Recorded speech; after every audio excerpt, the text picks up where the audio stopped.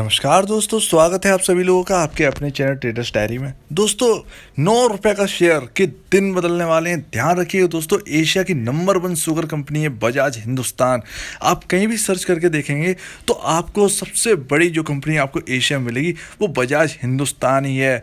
लगभग 4 डिजिट में सेल्स है, जिसके बारे में हम बात करने वाले हैं। और लगातार इनकी जो सेल है, जो इनकी हालत है, जो प्रॉफिटेबिलिटी की जो हालत है, वो क्वार्टर ऑन क्वार्टर जो है वो लगातार सुधर रही है, जिसके ऊपर हम नज़र नहीं दे रहे हैं। लेकिन स्टॉक हलचल में है, काफ़ी ज़्यादा हलचल में है, जिसकी वजह से जो स्टॉक है वो सभी के रडार पर है। तो क्या है इसमें खास बात जो मैं कह रहा हूँ कि ये अगर चलने पे आया तो 150 रुपये से नीचे नहीं रुकने वाला, क्योंकि काफ़ी टाइम लंबे समय से अगर हम बात करें तो कोई स्टॉक अगर नहीं चल रहा है तो बजाज हिंदुस्तान नहीं चल रहा है। इसके अपने जो प्रॉब्लम्स हैं काफ़ी ज़्यादा हैं, जैसे डेट की बात करें, डेप्ट की है। और अगर हम बात करें इसकी प्रॉफिटेबिलिटी, तो अपना जो सबसे बड़ी कंपनी है, सेल्स लगभग 7,000 करोड़ के होने के बावजूद भी, 4 डिजिट में होने के बावजूद भी प्रॉफिट में कंपनी नहीं है। ऐसा क्या, इसके ऊपर हम बात जरूर करेंगे और हम समझेंगे कि क्या क्या सुधर रहा है, जिसकी वजह से अब हमें इस कंपनी में एक बार तो एंटर कर ही लेना चाहिए, अगर हम माने इसके फंडामेंटल। तो चलिए दोस्तों, देखते हैं कि क्या ये 9 रुपए का शेयर आगे चल के 90-150 रुपये जाएगा या नहीं। दोस्तों, मैंने यहाँ पर गूगल को ओपन किया और मैं यहाँ पर डालूंगा बजाज हिंदुस्तान। तो यहाँ पर सर्च कर कर देखते हैं कि क्या आता है। तो दोस्तों, यहाँ पर हम सर्च करने वाले हैं और अगर आप देखेंगे तो बजाज हिंदुस्तान आपको जो है, और इस टाइम ये शेयर जो है वो 2% नीचे चल रहा है। और अगर हम देखेंगे तो इसका जो पेज है वो विकीपीडिया पर भी मिल जाता है, तो आप उस पर जाकर चेक कर सकते हैं। तो चलिए देखते हैं विकीपीडिया पर कि क्या है इंफॉर्मेशन। तो ये आ गई बजाज हिंदुस्तान, और 1931 में ये कंपनी बनी थी। कंपनी के बारे में जान लेना भी बहुत ज़्यादा ज़रूरी है। तो ये क्यों हम ये कहते हैं कि बजाज हिंदुस्तान को ख़रीदना भी चाहिए, क्योंकि हालत अब ठीक है, धीरे धीरे ठीक हो रही है। लेकिन इसमें शुगर के बावजूद भी कई सारे प्रोडक्ट हैं, ध्यान रखिएगा। ये और भी कंपनियां संभालती है। तो यहाँ पर क्या लिखा है प्रोडक्ट्स में, अगर आप देखेंगे, sugar, power and sugar by products, ठीक है ना। ये 3 तरह के ये अपने काम करती है। बजाज ग्रुप की कंपनी है और 10,000 एम्प्लॉय काम करते हैं। और इनकी अगर सब्सिडरी कंपनी की बात करेंगे, सब्सिडरी कंपनी यहाँ पर ही होना चाहिए। इसमें सब्सिडरी कंपनी है, तो मैं बता दूं, बजाज एनर्जी जिसका आईपीओ आने वाला है, तो बजाज एनर्जी इस कंपनी के अंडर में ही आती है। तो ध्यान रखिएगा कि जब बजाज एनर्जी का जब आईपीओ आएगा तो इस कंपनी को भी बेनिफिट ज़रूर मिलने वाला है, ठीक है ना दोस्तों। तो यहाँ पर अब हम देखते हैं इनकी साइट पर चलकर, जो कि मैं आपको दिखाना चाहता हूँ। तो ये आपके सामने ये आ रही होगी आपकी साइट।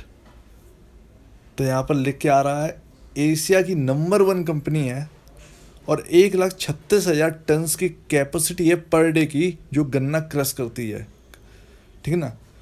तो यहाँ पर 14 लोकेशंस पर प्रेजेंट है और नॉर्थ इंडिया उत्तर प्रदेश के अंदर है। आप जानते हैं उत्तर प्रदेश सबसे बड़ा गन्ना उत्पादक है, शुगर और मिल्स यहीं पर सबसे ज़्यादा है। और इथेनॉल, अगर आपको बताया जाए कि किसी कंपनी का अगर इथेनॉल में भी नाम है तो इसका नाम भी शामिल है। बजाज ग्रुप का आप याद रखिएगा सबसे छोटा शेयर है जो इथेनॉल बनाता है। शायद बहुत कम लोगों को पता होगा, लेकिन इथेनॉल का जो प्रोडक्शन है वो इनका सबसे ज़्यादा भी इन्हीं का ही है, क्योंकि सबसे ज़्यादा यही प्रोड्यूस करते हैं चीनी, और इनका ही सबसे ज़्यादा जो इथेनॉल का बनाने का है वो भी इन्हीं की ही है। तो यहाँ पर लिखा है The company is a leader in the Asian and Indian sugar industry and is also one of the largest producer of green fuel ethanol in India. तो ध्यान रखिए, जब भी इथेनॉल की खबर आएगी तो ये कंपनी आपकी रडार पर रहेगी। कुछ दिक्कतें हैं जिसकी वजह से ये अपना नहीं चल रही है, नहीं तो काफ़ी ज़्यादा ऊंची जा सकती थी। तो ये हमारे सामने आ रहा है। तो ये तो चलिए बजाज ग्रुप के ऊपर है। तो चलिए हमने यहाँ पर समझ लिया है कि ये बजाज ग्रुप की कंपनी है, 10,000 एम्प्लॉय काम करते हैं और किस इंडस्ट्री में ये काम करते हैं। तो बजाज एनर्जी भी इन्हीं के अंडर आता है, पहली बात। दूसरी बात शुगर ये बनाते हैं, तीसरी बात इथेनॉल इनके यहाँ सबसे ज़्यादा बनता है। तो सबसे ज़्यादा अगर कोई प्रोड्यूसर है इथेनॉल का तो यही है बजाज ग्रुप। ठीक है, तो ध्यान रखिएगा दोस्तों। चलिए अब हम आगे के फंडामेंटल को समझते हैं जो कि बहुत ज़्यादा ज़रूरी है, जहाँ मैं कह रहा था कि कुछ चीज़ें काफ़ी ज़्यादा बदल रही हैं। तो चलिए देखते हैं। तो दोस्तों यहाँ पर हम न्यूज़ में आ गए, लेकिन न्यूज़ पुरानी है लेकिन काफ़ी ज़्यादा काम की है, क्योंकि बहुत ही कम जो लोग हैं वो इस न्यूज़ पर ध्यान दिए होंगे। तो 14 सितंबर को ही 2020 में बता दिया था केयर रेटिंग ने कि ये केयर रेटिंग B+ जो है वो लॉन्ग टर्म में बैंक फैकल्टीज़ की जो रेटिंग है वो B+ करने वाले, B पॉजिटिव करने वाले हैं। तो आउटलुक जो है वो उन्होंने जो है वो रिवाइज किया है और स्टेबल से पॉजिटिव कर दिया है। यानी स्टॉक जो कंपनी है वो अभी स्टेबल हालात में चल रही थी, लेकिन अब उसे बढ़ाकर पॉजिटिव में कर दिया, यानी प्लस में कर दिया है। तो ये कंपनी आगे बढ़ने के लिए वो सितंबर 2020 से ही कह रहे थे। अब इसमें क्या काम है तो हम देखते हैं आगे की खबर। तो ये हम आ गए फाइनेंशियल इंडिकेटर फंडामेंटल में, और हम यहाँ पर देख रहे हैं कि मार्केट कैप जो है वो 1028 करोड़ रुपए का है। ठीक है, इस कंपनी का मार्केट कैप 1028 करोड़ रुपए, लेकिन सेल्स 7000 करोड़ के आसपास है। तो ध्यान रखिएगा। अर्निंग पर शेयर जो है वो -2.63 है। तो यहाँ पर जो दिखा रहा है वो मतलब अगर हम टोटल ईयर का देखेंगे, अगर हम बात का देखें टोटल ईयर के बाद का, तो हमको समझ में आया। चलिए ठीक है, यहाँ पर हमने समझ लिया कि अर्निंग पर शेयर जो है वो -2.63 है। पी रेशियो यहाँ पर दे नहीं रखे हैं। इंडस्ट्री पी 18.06 है और बुक वैल्यू पर शेयर है 20.26। यहाँ से जो 50 या 52% का जो है वो बुक वैल्यू पर शेयर से डिस्काउंट हमको दिख रहा है। तो यहाँ पर काम कर रहा है 9 रुपये के आसपास शेयर, और बुक वैल्यू पर शेयर है फंडामेंटल हिसाब से इस शेयर को 20 रुपये 26 पैसे के 25 पैसे के आसपास होना चाहिए था। यहाँ पर BSE की रेटिंग दे रखे हैं, यहाँ पर NSE की नहीं दे रखे हैं। तो यहाँ पर 20 रुपये 25 पैसे फंडामेंटली प्राइस होना चाहिए, यानी यहाँ से दुगना 50% अप, यहाँ से 100% का यहाँ पर अपसाइड अभी इस रेट से दिखता है। ठीक है ना। और अगर नंबर ऑफ शेयर्स देखें तो 113 करोड़ रुपए है, 113 करोड़ नंबर ऑफ शेयर्स से जो है मार्केट के अंदर मौजूद हैं। फेस वैल्यू क्या है, 1 है, यानी स्प्लिट हो चुका है एक बार। अब सबसे इंपॉर्टेंट चीज़ रिजल्ट देखते हैं, रिजल्ट से हमको समझ में आने वाला है। तो यहाँ पर मैंने एनुअल लगा रखा है, एनुअल यानी ईयरली यहाँ पर हम लोग डिस्कस करने वाले हैं, और 2016 से 2020 तक का यहाँ पर दे रखा है। तो 5 साल की आप सेल्स आपके जो है स्क्रीन पर दिख रही होगी। तो 2016 में 4890 करोड़ रुपए की सेल्स थी, जो कि घटकर 4633 करोड़ रुपए की सेल्स रहेगी 2017 में। 2018 में बढ़ गई है सेल्स बहुत बुरी तरह से, 5942 करोड़ रुपए पहुंच गई है 2018 में। 2019 में और भी ज़्यादा सेल्स बढ़ी, 1000 करोड़ की यहाँ पर सेल्स सीधा बढ़ते हुए दिख रही है, और 6806 करोड़ रुपए यहाँ पर जो नेट सेल्स है वो पहुँच गई। 2020 में बरकरार है, लेकिन यहाँ से थोड़ा सा जो है वो लगभग 130 करोड़ रुपए के आसपास का मिस है नेट सेल में। ठीक है, एक्सपेंडिचर भी आपके नीचे नेट सेल के नीचे दिखाई दे रहे होंगे। तो लगातार आसपास ही ये 500 करोड़ रुपए बचता है, सीधा 500-600 करोड़ रुपए जो है वो बचता है। तो यहाँ पर और हम देखते हैं कि यहाँ पर क्या सिचुएशन यहाँ पर चल रही है। तो यहाँ अदर इनकम भी हो जाती है, कभी कभार 100 करोड़ रुपए अदर इनकम हो जाती है, लेकिन इस बार 2020 में कम हुई। 2021 का रिजल्ट आना है, ध्यान रखिएगा। ये चीज़ काफ़ी ज़्यादा काम वाली है, यानी इंटरेस्ट आप 2016 में देखिए कितना भरते थे, यानी बैंक को ब्याज जो देते थे ये कितना देते थे, 848 करोड़ रुपए। इसीलिए ये कंपनी डाउन है। 2017 में 800 करोड़ रुपए, 2018 में 680 करोड़ रुपए देते हैं, घट रहा है लगातार, हर साल घट रहा है। 2019 में 321 करोड़ रुपए ही सिर्फ भरा है ब्याज का, और 2020 में 300 करोड़ रुपए ये ब्याज का बढ़ रहे हैं। तो यहाँ पे अगर हम देखें तो 500 करोड़ का सीधे 550 करोड़ के आसपास का जो है ब्याज कम हुआ है। तो यहाँ पर चुका तो रहे हैं, लेकिन कम ब्याज चुका रहे हैं। ठीक है, पिछले के मुताबिक जो है वो कम ब्याज चुका रहे हैं, इसीलिए ये प्रॉफिटेबिलिटी में ये कंपनी नहीं चल रही है। बस यही एक रीज़न है। तो यहाँ पे देखिए आपके सामने 2016 में प्रॉफिट, ये कभी कंपनी प्रॉफिट में रही नहीं है, 5 साल हो गए हैं, इसीलिए ये दिक्कत है। तो 2016 में आप देखिए 212 करोड़ रुपए की नेट लॉस में, 2017 में कम हुआ नेट लॉस, 91 करोड़ रुपए का रह गया। 2018 में बहुत ज़्यादा बढ़ गया नेट लॉस, 500 करोड़ के आसपास नेट लॉस पहुँच गया। ठीक है ना, प्रॉफिट आफ्टर टैक्स चुकाने के बाद जो है। तो यहाँ पर लॉस है 500 करोड़ का 2018 में। 2019 में कम हुआ लॉस, 136 करोड़ रुपए का लॉस रह गया। 2020 में 50 करोड़ का ही लॉस रह गया। और 2021 की जो रिपोर्ट आ रही है उसमें मैं बताऊंगा, उसमें ये कंपनी 100% जो है वो प्रॉफिट में आ सकती है, 100%। उसके बाद जो है कुछ ही महीने रह गए, महीने नहीं रह गए, कुछ ही दिन रह गए हैं, जिसके बाद ये कंपनी रॉकेट होने वाली है। यूँ कहें तो 2021 का जो है रिजल्ट आने वाला है, तो उसके बाद ये कंपनी जो है वो डामाडोल से सीधे एक रोड रोलर जो है वो चलाने वाली है, ठीक है ना। स्लो चलेगी लेकिन चलेगी एकदम मक्खन की तरह।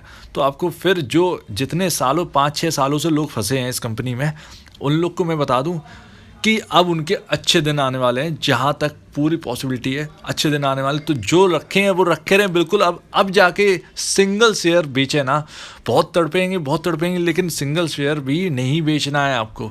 तो कुछ नहीं करना है, आपको बस बने रहना है इस कंपनी में, जहाँ तक मेरी राय मानिए तो यहाँ पर आपने समझ लिया है कि यहाँ पर जो प्रॉफिट आफ्टर टैक्स है वो थोड़ा सा ही लॉस रह गया है, 50 करोड़ रुपए का ही लॉस रह गया, और अब ये प्रॉफिटेबिलिटी में आने वाली है कंपनी।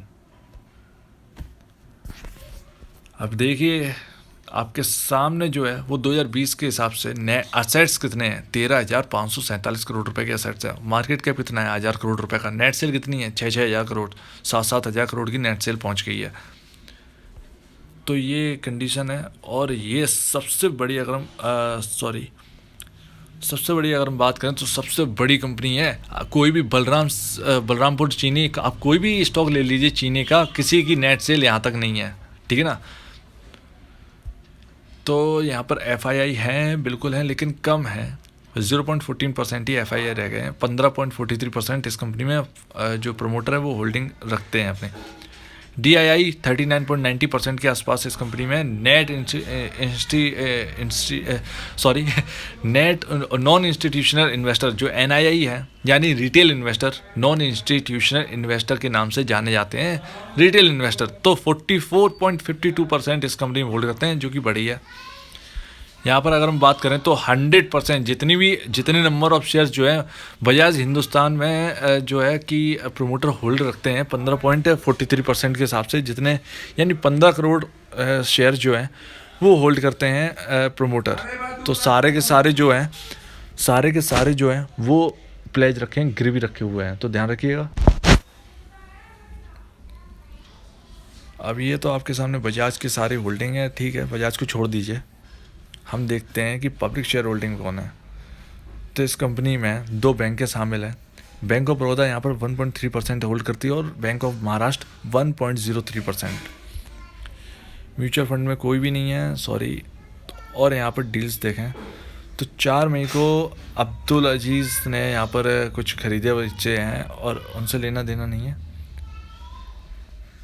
यहाँ पर जो है वो IDBI ने यहाँ पर 3.2% हिस्सा बेचा है। 18 मार्च 2021 को सारे के सारे लगता है शेयर जो है वो बेच दिए हैं। लेकिन यहाँ पर इंडियन बैंक जो है वो बाई करके रखे है। पुरानी रिपोर्ट है, लेकिन इंडियन बैंक का नाम उसमें शायद शामिल नहीं है। तो इंडियन बैंक भी इस कंपनी में हिस्सेदारी है, 5.5% इस कंपनी में हिस्सेदारी रखती हैं, और अभी बेचने की कोई खबर नहीं है। तो ध्यान रखिएगा इन सब चीज़ों को। तो दोस्तों हमको यहाँ पर क्या मिला, पहली बात, कंपनी का जो कर्ज है वो कम हो रहा है, ठीक है। कभी 800 करोड़ का कर्ज था, वो लगातार कम हो रहा है, और 2020 में 300 करोड़ रुपए का कर्ज रह गया है।